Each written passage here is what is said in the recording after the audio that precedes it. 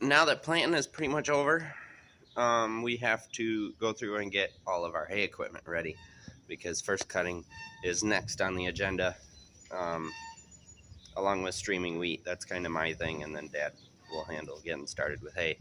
So I'll show you guys what we got to go through. The first step of hay is always cutting it, which you guys have seen. Well, actually, I haven't uploaded it yet. I gotta get that done. My mower in the shop that we went through all through the winter time, and then next we have to get this tedder ready, which basically is just greasing the PTO shaft. We had a seal go out on this side quite a few years ago, so we're kind of just waiting for this tedder to fall apart. But this is some weird brand that nobody's ever heard of, and you can't get parts for. So that right there. Yep, so that's what we run to Ted hay with. It really doesn't do a great job anyway spreading hay out, but you know, we get what we can out of it. And then we have our rake, 3200 Kuhn. We have this. We also have a wheel rake, but that's not currently in working condition. That requires some major work to get going again. We started just using this all season. It works fine.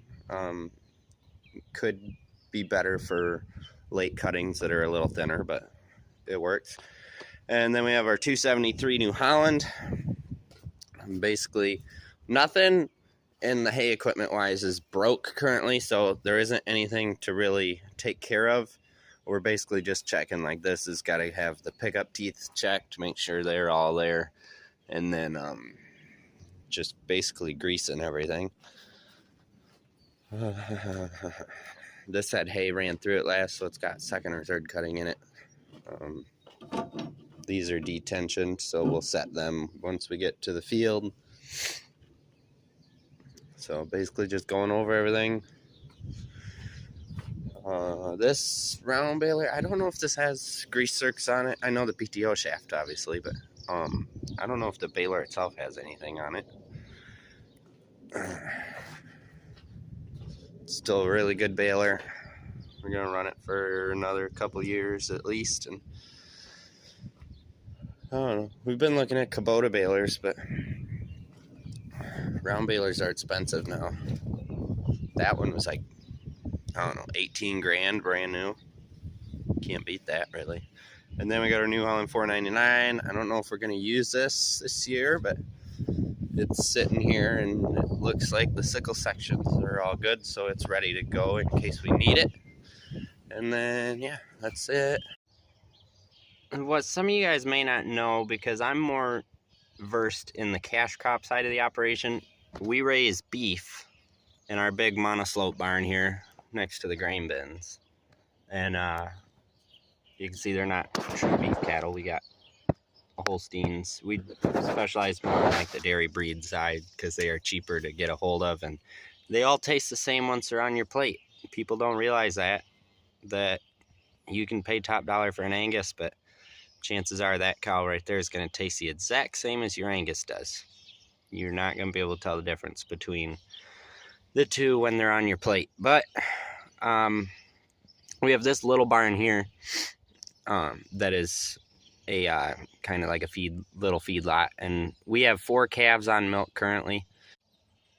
The way we've raised our beef, being an ex-dairy operation, we have all the facilities to raise calves, so we will usually buy calves when they're week, 2 weeks old. We like to be more of a month old because they're usually a little hardier then and can take the move from farm to farm without getting sick and stuff like that. But we will raise bottle calves up all the way up to that size. So we have 4 currently.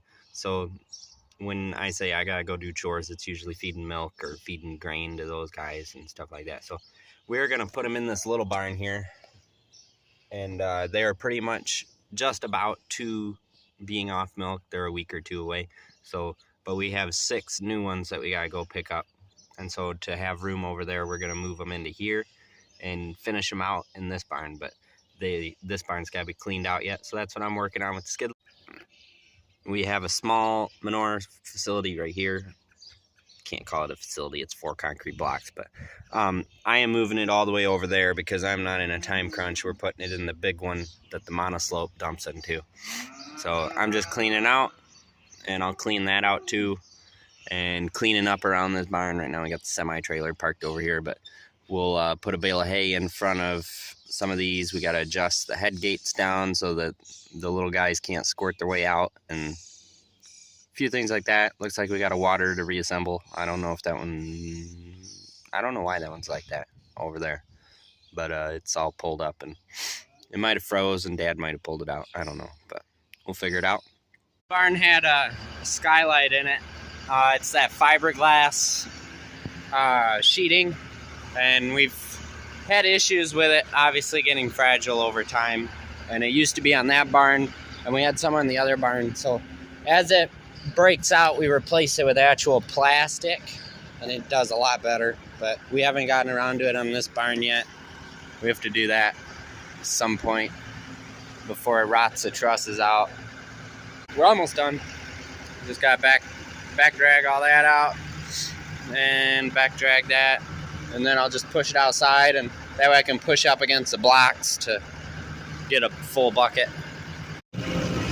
I decided that before I go too much farther, we're gonna go put fuel in this because the fuel gauge doesn't work, and so it'd be a good idea to go put fuel in it so that I'm not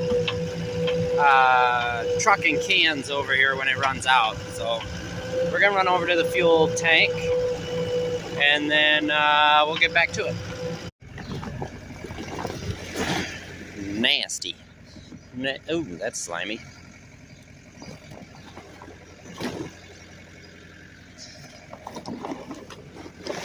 Take that over to the burn pile. Got her pretty clean. Pretty clean. We'll find out when Dad gets back if he wants to move them today. I gotta do a little bit of forking right there, but I can get a bale of straw in here pretty quick and get it bedded down, and then we'll figure out, probably just get some gates and bring them over here and put them up against this and wire them, because I don't know where the pipe went for these. We had a pipe that we could slide up and down on this hay gate and adjust. Oh, it's on this side. It must be down there somewhere. But it'd be just as easy to just put a gate up against that. And then we'll have the pipe on this one adjusted down, and we'll put a hay bale there. And then water's here. Put a gate up against this one. We'll be all set.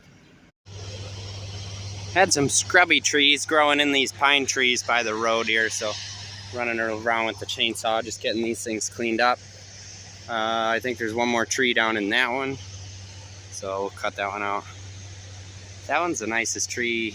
Those two are nice. This one's kind of scrudgy down at the bottom, but I don't know. Keep it around for a while, I guess. We could trim all the branches up on this one on the bottom and make it to where you can mow right up to the edge. Maybe. I don't know. I'll ask Dad about it. To be cool.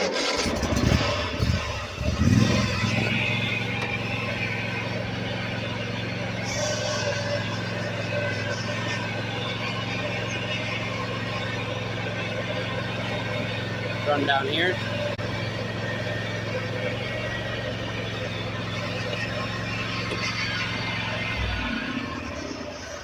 It's more of like a bush in this one, but we'll get it all cut out. Clean this one up. Yeah, there's more in that tree than I thought there was, but it looks all pretty now. So, all good. Look at how tall the hay is. Well, it's kind of lodging now. But there's a lot of hay out there.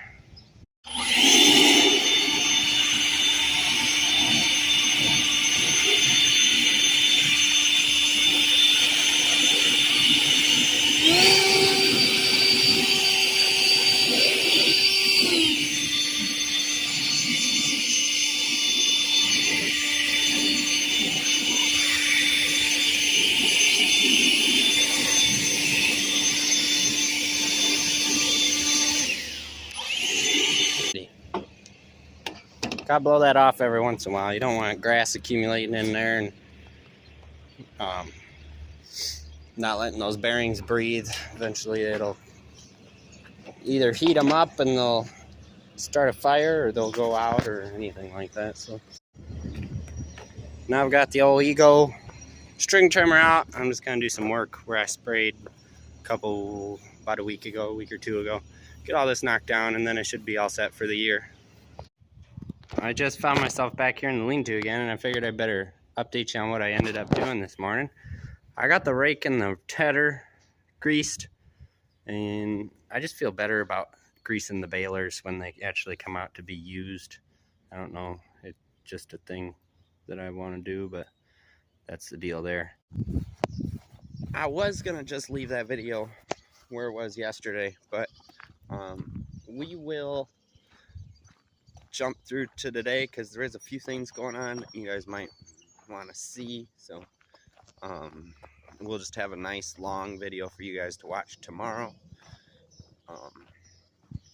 or Memorial Day.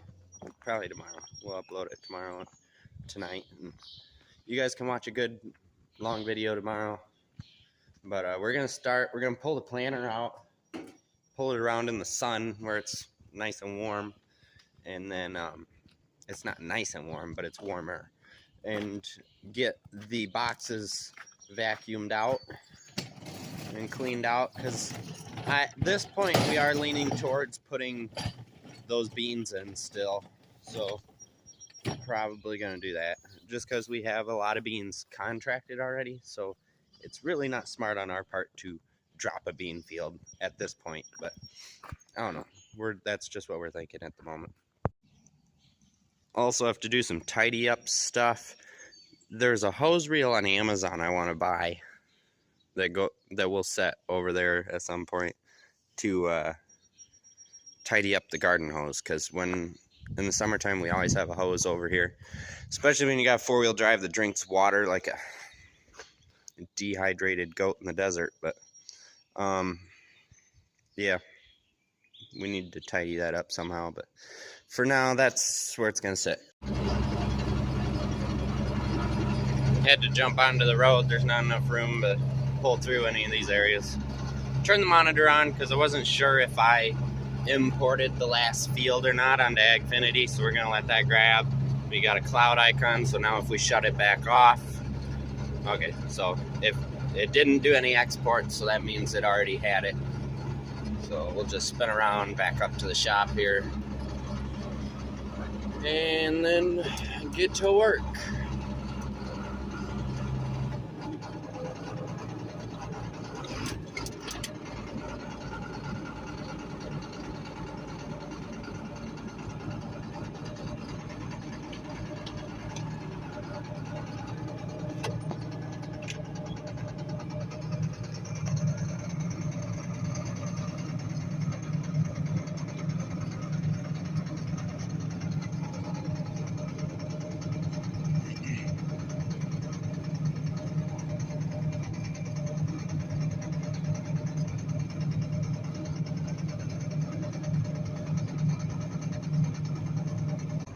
Alright, drop the 3-point down, and then drop the main frame down, and get it right down on the ground so it's easy to work. I need a 98 B99 bag, probably 2 of them. A little hack for you, that way you don't have to remember what varieties of corn are in what bag, you just put it back in the bag that it came from. I gotta bring a barrel over here and burn all those seed bags too. It's not a bad day to do that, but I'm not sure if I'm going to be around all day. We lost one of our little hoses on the back of the 2x2, but honestly, I was walking behind this, where this row was, and the pattern on the ground, you couldn't tell a difference between those and one of these, so I don't think it's a huge deal. That's just, I think that's 3/8 fuel line is what I put on there, and so I can get another 6 inches, but ideally I probably should have made them a little longer, but they work. This is about how much seed was left, so I think it'll all fit in one bag. The only problem here is if we're doing beans, we are not able to use that 2x2 because that's 28% nitrogen, so we'll have to pump that out and tote it That's got boron in it. So we want to save that separate from the rest of our 28 for side dress time. That'll be pre-mixed and we can put it in the side dress mix. So the 2x2 won't work for beans, but that Infero will. And that's 5 gallon rate, 318-18, and it'll dilute down with, I think I have 4 gallon rate, 318-18, and then we'll probably short the remainder of it a little bit.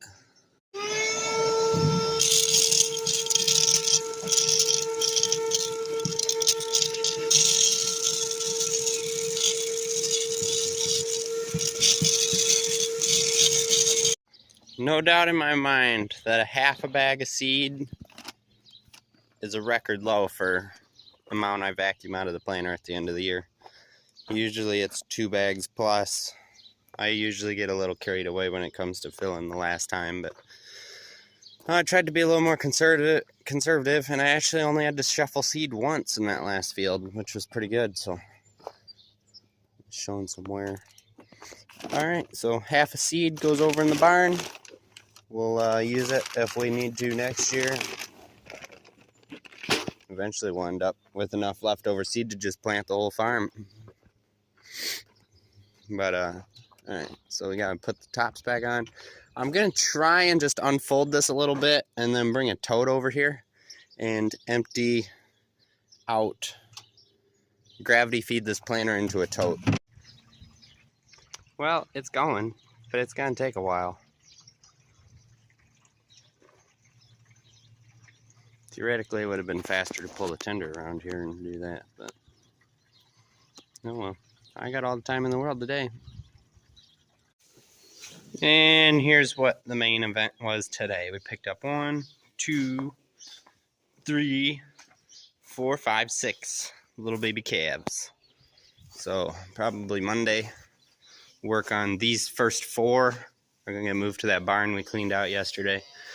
And then we can clean these stalls out and get those 3 put into their own separate facilities. We keep them separated just to keep the spread of disease and stuff down. But ideally, we need to have some dividers that come out like this, because they end up sticking their heads out and licking each other and stuff, and that's not helpful. But this guy's getting a little big for his pen, so definitely Monday we'll get stuff set up for these guys.